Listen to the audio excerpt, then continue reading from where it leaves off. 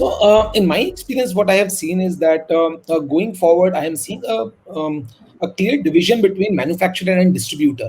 Obviously, it will take time for it to come to India, but I am seeing that in global markets. So there are companies who specialize in manufacturing insurance. This means they will basically create the underwriting model, they will create the product, and then there are distribution experts. And the distribution experts will basically distribute the product through their own channels, or they will again create innovative models to kind of do embedded insurance, as we have been talking about.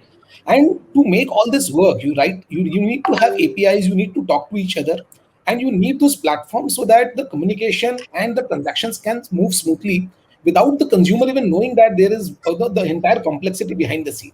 Right. So True. eventually, I think India will also get into those lines. So traditional and strong insurance companies with very strong underwriting capabilities, they will say, okay, we will basically be underwriting the products. We will actually create new products. We will become your backend, and we will become the rock behind you.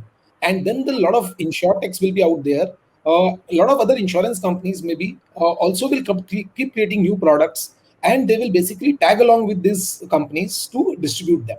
And that is why you need APIs, right? So I think API appification, as we call, of any kind of a financial service is almost there.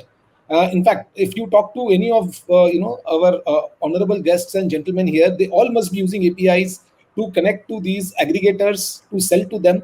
Now, the challenge that I also see in APIs is that, especially companies having older infrastructure or older softwares, they are facing a challenge because those products are generally not created for the cloud, and that is where Okay. you cannot scale at a level that you need to scale to be able to serve the APIs and the number of calls that you have to serve in the given period of time, because each Okay. and every transaction needs to be converted into a contract.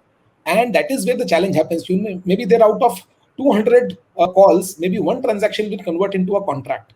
So you have to, but serve, still you have to serve 200 calls, and that is where the challenge starts erupting, right? So but I think companies are taking very interesting approaches to solve this, and I have already seen and worked with some of them to kind of be working on to getting a solution for this.